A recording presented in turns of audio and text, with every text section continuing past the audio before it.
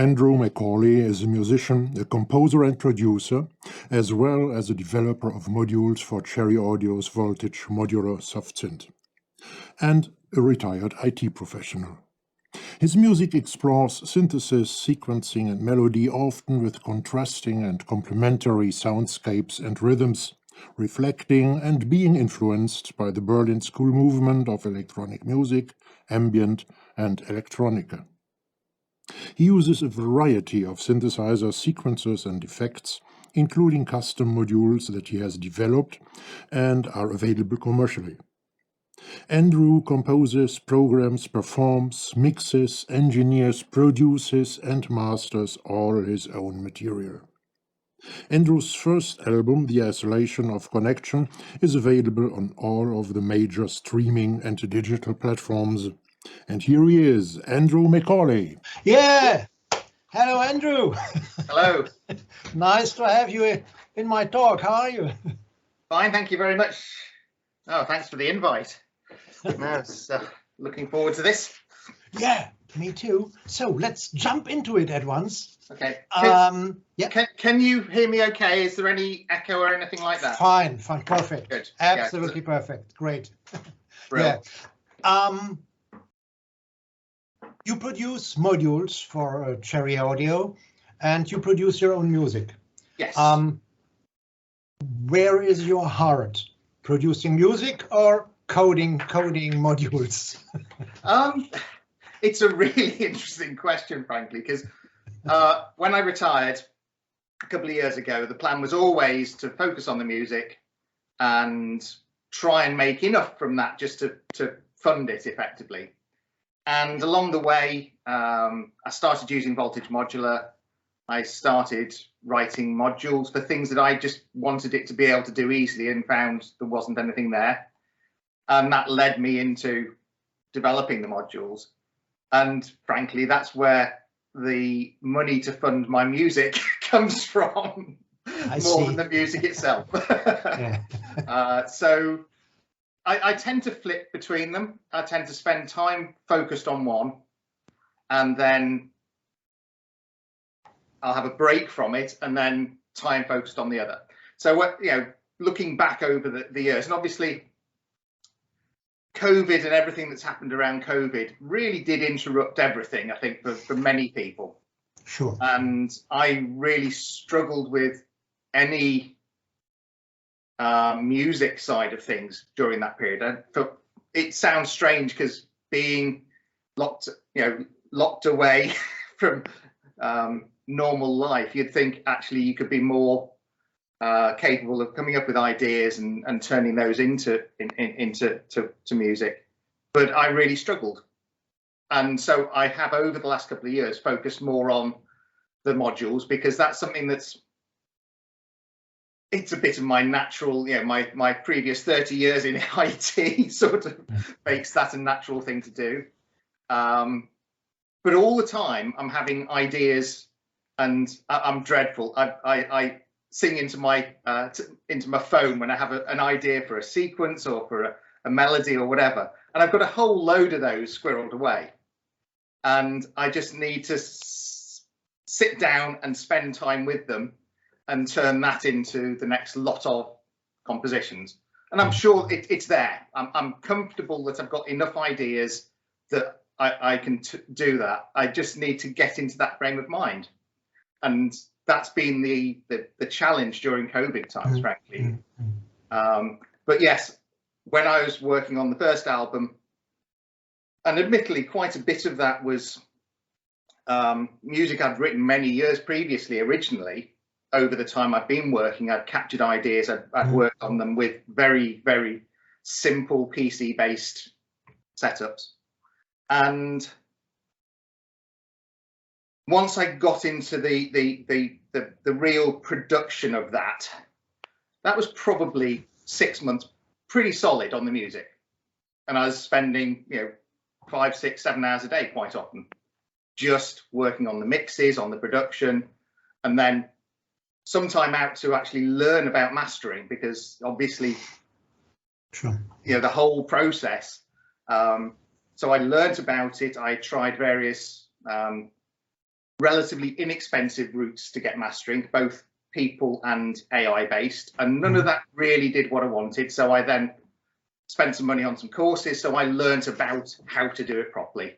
I would never call myself a mastering engineer, but I think I get to a good enough place with my music because and it's a challenge because obviously you need to step away from it to be able to do it properly. But so that break of learning meant that going back to do the mastering, but yeah, over probably 12 months, I was pretty much full time on that album. And since then, it's been variously the modules and just taking breaks. I see, yeah. But as I say, it sort of get chunked up. I can't do both at the same time easily, although I'm thinking about both at the same time. I see. By the way, I think mastering is part of the art. It's not. Absolutely.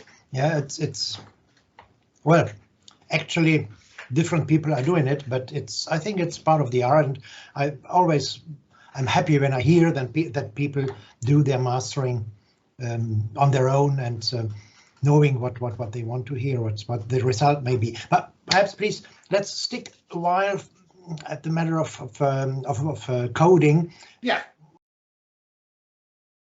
Why Cherry Audio? Why not, for example, VCV or other environments? Okay, it's actually a really simple answer, and it wasn't a hard decision at the time. I really didn't make a conscious decision to do one or the other.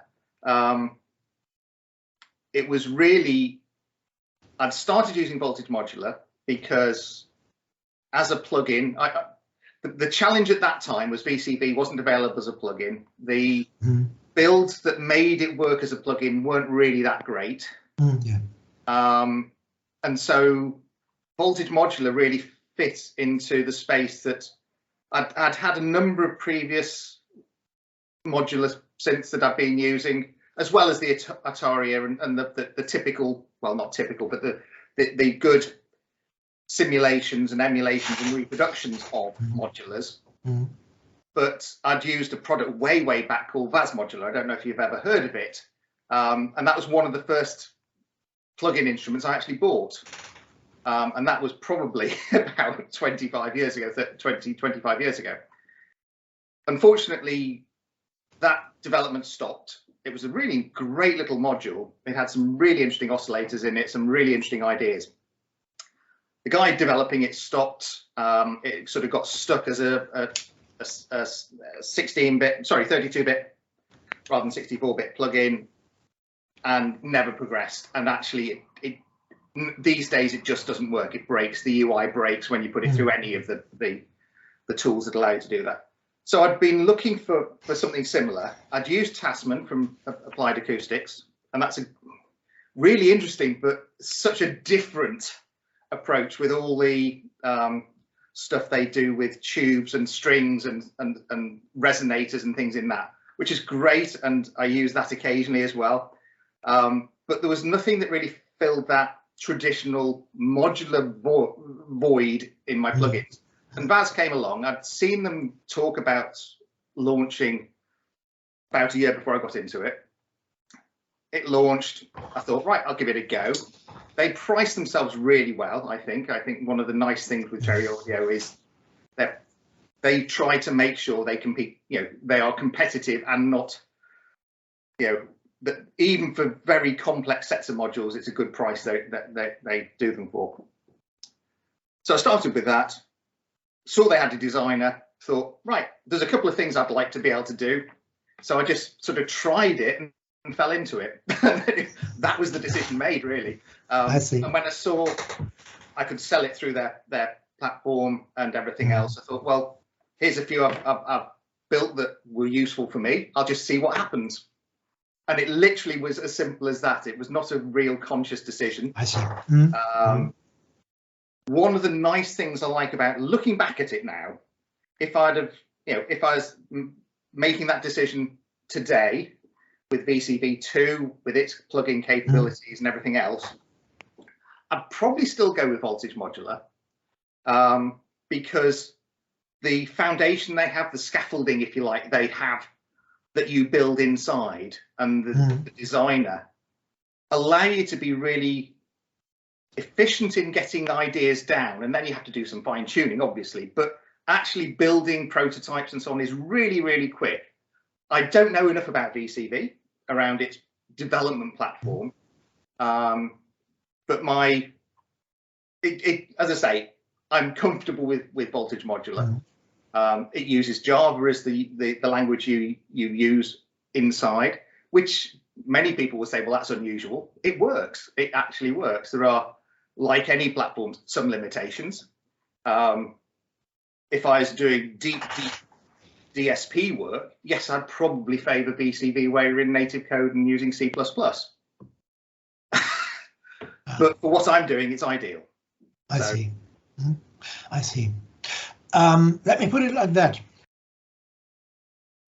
There are already 2 or 3 modules in VCV Rec, so why making just another one or other ones? Yeah.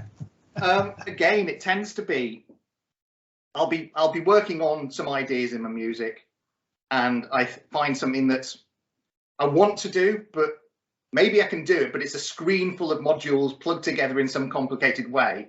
And I think, actually, if that was one module, it'd be really simple to code. And frankly, that's half the time. That's what will happen. I'll come up with a module which quite often just simplifies something that's possible in a modular, because with modulars you can do pretty much anything with the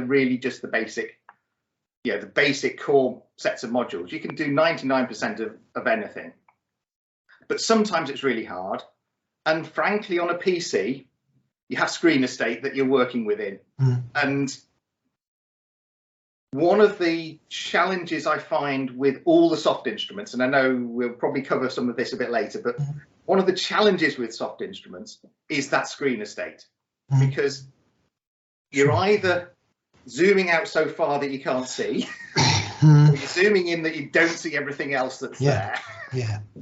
And that does interrupt the flow of ideas.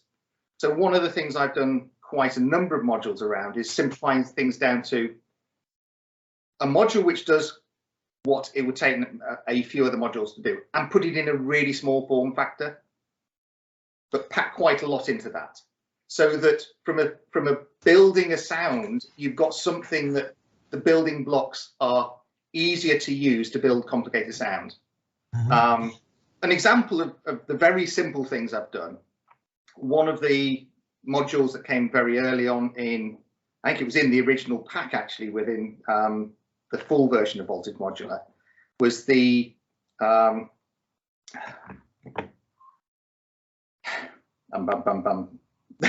lost my train of thought here. Cool. Additive oscillator. So they've got a very simple additive oscillator where you've got, I think it's 8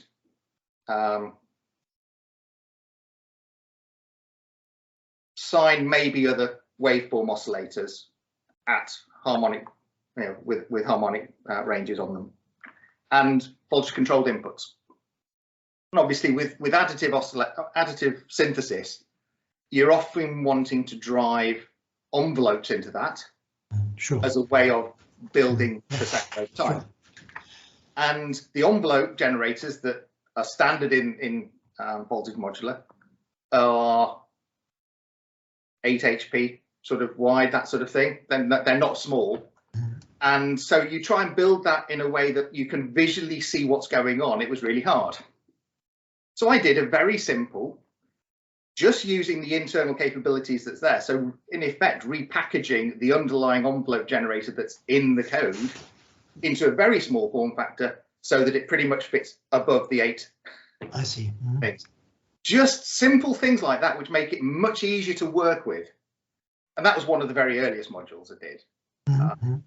But that's the sort of process that goes into why I come up with new modules.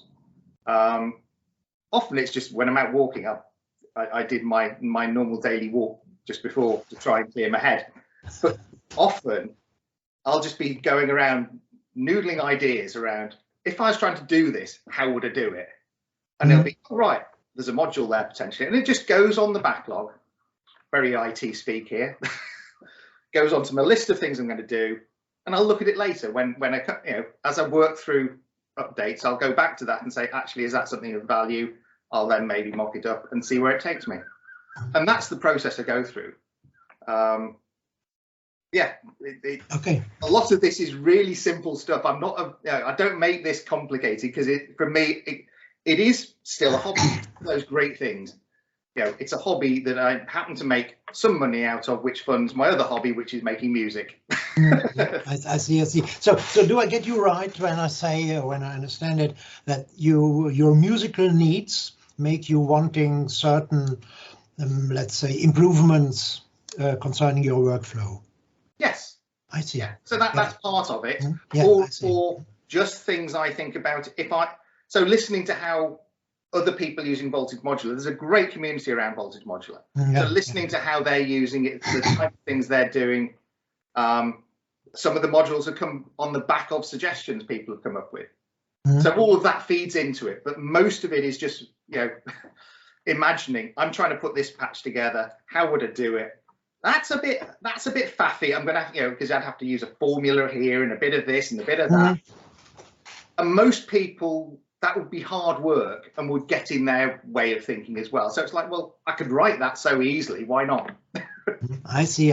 Now I understand why you obviously focus on CV processing, triggers, gates, and things, and less on sound. Sound machines. Yeah. And frankly, I don't have the knowledge of DSP work to really get involved in that. And there's lots of other developers out there on the Voltage Modular platform doing absolutely brilliant stuff in that space. So it just feels like I've got a niche that works for me. I see. And works for the community. I think they seem to appreciate it. So that's great. Is there something like your favorite module? It's a crazy question. It's not the most intelligent one, but anyway, some people would like to know it.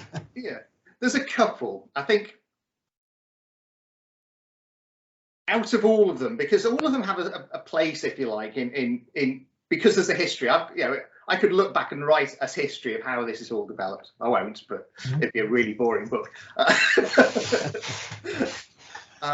There is a story behind it, if you like, but some of the ratcheting stuff I did quite early on, I think that really, it was a big miss, if you like, in terms of, I found that really difficult in most synths, actually, in terms of plugins, certainly. The Arturia stuff, you can sort of bend their modular V to do ratcheting, but it's quite painful.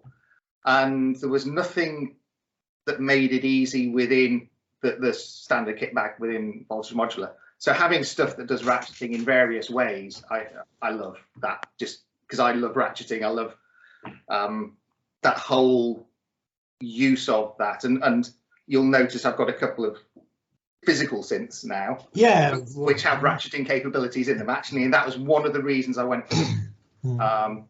And the other one, which is just a really stupidly simple idea, I call it my probability generator. And it uses the sort of sample and hold model on noise to generate random gates based on a probability. So there will be a clock driving it, and the probability will determine whether or not that gate fires at a time, and a random voltage at that point. So you do that, feed it through a quantizer, and that became the title track from the album, The Isolation and Connection. That right at the beginning, where there's those random, just very simple sine wave. That was the probability generator. And that was a sort of almost a circular process, that one. It was like, how do I generate this? And I could build something with a number of stages in that. But making it easy so that you could actually control the probability over time. So all of those sorts of things. Yeah, very important as well. Very important thing. I'm deep into generative music in composing. I don't say producing, but really composing generative music. They are not opposites, and that's a very interesting and a very important feature. Yeah, sure. And those are the types of things that over time, again, if I see I've got a module that does interesting stuff, because within Voltage Modular, you can actually control pretty much any control through a voltage, because there's a module which does that for you. But again, it's a bit painful. So as I see within the modules I developed, oh, if I voltage control that a bit better, it would be really interesting here. Case in point, recently, one of the users of the modules was trying to use my clock generator or other things to do really precise audio clipping. So they wanted to take a single sample, a single cycle from a sample. I see. And they wanted to capture that and record. And some of my modules were doing close to that. But actually, we found the easiest one was the voltage controlled envelope, because I'd thought about there, the voltage control was specifically a millisecond based, it was graded on milliseconds. So by this time, I'd also done a module that takes pitch information and just converts it to the milliseconds. Again, very simple calculation, but an important thing to just have in your kit bag. And so with those two things, he was suddenly able to do exactly what he wanted. And it is that ability to have the voltage control. And it's led me on to think, well, actually, there's a few other places where getting that precision may be useful, where I've maybe got the voltage control actually doing a sort of 0 to 100% of the knob, which is a traditional way of thinking about it, rather than a millisecond based control over time. So it's sort of all those things just lead on to say, well, there's a few modules here which could benefit from that. And that's so my favorites that I talked about there, the two, the ratcheting and the probability generator were very much about my use. But there's some other ones which just, it's fascinating how people make use of them. It really is. I love it. It is. It is a fascinating world. Definitely, definitely. The last things you talked about reminded me on kind of, let's say, granular sound processing, concerning, but more concerning analytics, analyzing sounds than tweaking the result. Very interesting. No, I think that's exactly where he was heading with that sort of work. Was he was trying to build a library of samples, of single cycle samples that he could then do stuff with. Yes. And it was just that building process that he needed the tools to do it. So it is, as I say, a really unusual way of using an envelope generator, but it worked. Yeah, sure. Yeah, well, in the end, it's nothing else than that. Yeah, sure. Yeah. Okay. There are a lot of people, at least a couple of people, who are thinking of or who are interested in beginning coding musical apps or something like that. Not yet professionally, but in some way. Where should they start? Should they start with VSDs? Should they start learning a certain language, Pascal, C++, what else? What do you think? It's actually a really quite. I've had to think about this one, and there isn't particularly a single answer. I think is where I'd start. It depends where they are starting. If they've got experience of languages already. No. So if they've not got an experience of language, I think learning about any of the object-oriented languages, not in great depth, but enough to be able to start coding with them, is where you need to start. Because I think there's some fundamentals. And looking back at my time in IT, obviously over the years, there was C++, there's C#, there's Java, there's all these different languages. And one of the things that the developers always talked about was that, yes, each language has its own specifics and differences and everything else, but they all behave in a relatively similar way. So once you've learned one, moving to another isn't as big an issue, if you like. It's an easy step from one to another. So start by learning some of the basics, but also look at which platform you want to work in, because I think that will drive the right choice. So, you know, with both VCV and Voltage Modular, you can start for free. I don't know the development kit side of things with VCV in detail, so I don't, you know. Yeah, you can. But with Voltage Modular, you can get the free version of Voltage Modular. The designer's free if you're not going to publish it and sell it. So you can just start trying on either platform.